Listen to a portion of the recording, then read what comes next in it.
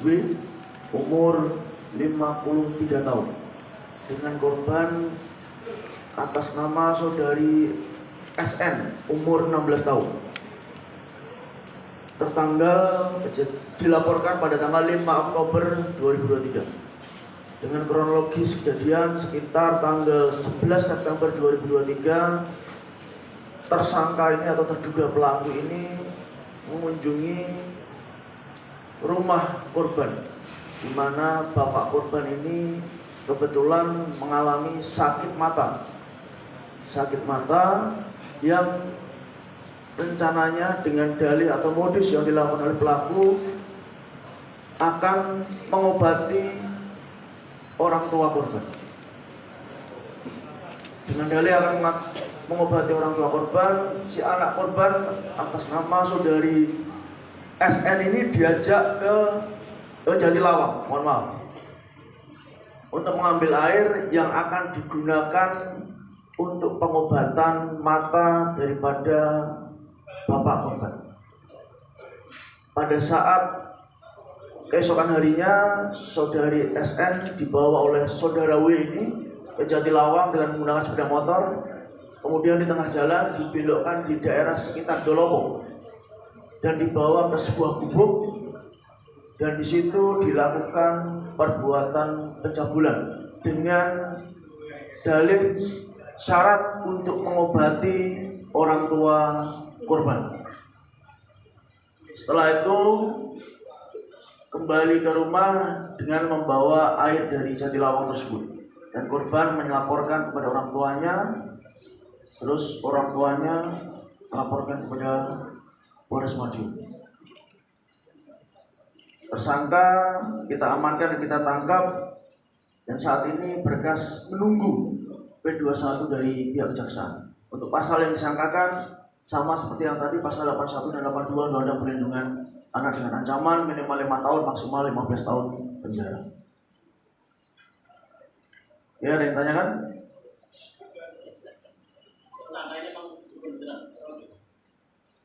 Bukan. Modusnya mengaku bisa mengobati dengan kandungan air dari Jatilawang.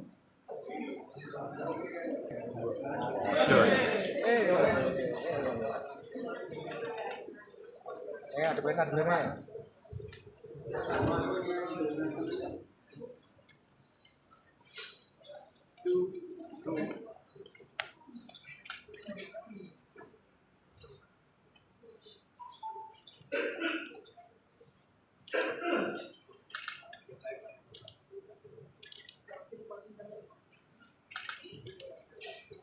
Oke.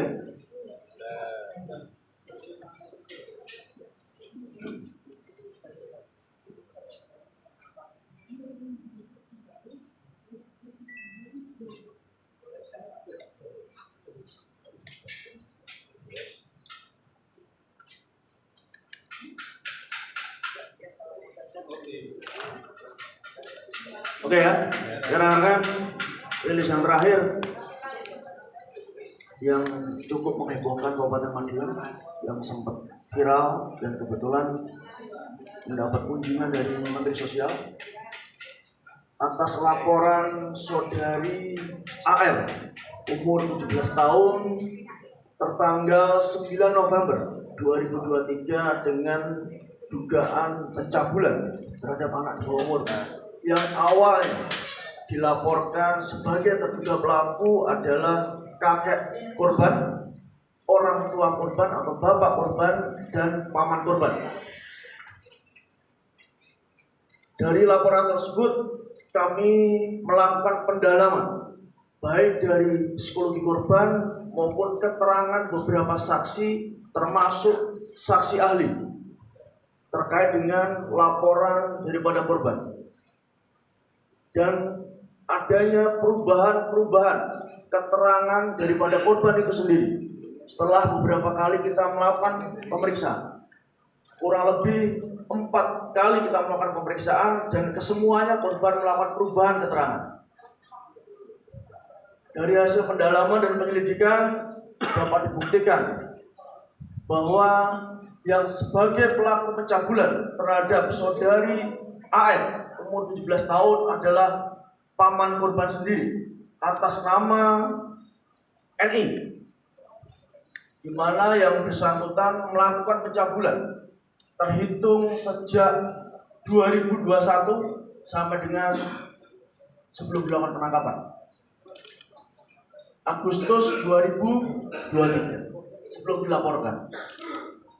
Korban melakukan pencabulan berawal dari karena tahu, pelaku melakukan pencabulan berawal dari karena tahu korban pernah dicabuli oleh tersangka yang sebelumnya sudah ditangkap dan divonis 8 tahun pada periode 2021 yang kebetulan ditangani oleh Polres Madiun juga. Pelaku melakukan pencabulan kurang lebih seminggu 2 kali. Juga sinkron dengan keterangan terakhir korban. Korban berdasarkan penilaian saksi ahli dari psikologi. Korban juga tidak memiliki kesadaran yang sempurna. Suka bercerita bohong, suka menceritakan hal-hal yang tidak terjadi berdasarkan pendalaman dari psikologi. Dan setelah beberapa kali kami melakukan pemeriksaan didampingi dari psikiater dan perlindungan anak, dan kami sinkronkan dengan keterangan beberapa saksi bahwa kami tetapkan saudara NI sebagai pelaku tunggal pencabulan terhadap saudari AN. Dan ini dikuatkan dengan pengakuan daripada pelaku itu sendiri dan korban. Pelaku diduga melakukan tindak pidana melanggar pasal 81 dan 82 Undang-Undang Perlindungan Terhadap Anak dengan hukuman minimal 5 tahun dan maksimal 15 tahun hukuman penjara. Jadi sudah jelas rekan-rekan bahwa yang disampaikan oleh korban tidak semuanya benar, dan ini diakui sendiri oleh korban karena ada motif lain pada saat yang bersangkutan melakukan. Dia pengen bebas tinggal sendiri di rumah, makanya melaporkan kakeknya, bapaknya, dan paman. Oke? Ada pertanyaan? Itu jawaban kok setiap kali diperiksa berubah-ubah, apakah mungkin ada masukan-masukan dari orang terdekat? Nah, kami masih melakukan pendalaman itu mengingat korban kondisinya labil dan gampang dipengaruhi.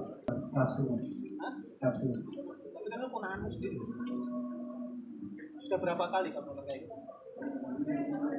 2 minggu sekali. 2 minggu sekali, pas minggu 2 kali? Seminggu 2 kali keteranganmu. Seminggu 2 kali. Seminggu 2 kali. Iya. Kamu paksa nggak? Tidak. Lo kasih uang nggak setelah itu? Apa? Lo kasih uang nggak setelah kamu main di sama dia? Tidak. Enggak. Tahu nggak kalau melakukan hubungan dengan anak di bawah umur itu ada hukumannya? Iya.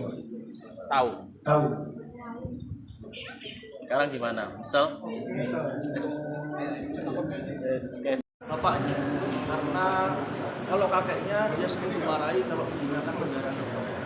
Nah, kalau bapaknya sering marah-marah di rumah sama korban itu, jadi dia pengen bebas hidup di rumah. Tahu berdasarkan keterangan dari para saksi, baik itu tetangga maupun temannya, korban ini terkesan pengen hidup bebas. Korban sampai sekarang tidak ada kekerasan. Penetapan setelah pemeriksaan berapa kali? Dari korban pemeriksaan ke-5 kali setelah 4 kali perubahan peran. Kalau kondisi korban sekarang dong? Sekarang kondisinya stabil bersama Jiro Aman dan Yesus. Ketika akan memberikan keterangan yang sering berubah. Ya. Mau korban ini kecerdasannya berkurang atau tidak? dari penilaian psikologi IQ-nya 60. Dan seperti itu yang disebutkan. Nanti detailnya kasih reskrim ya, hasil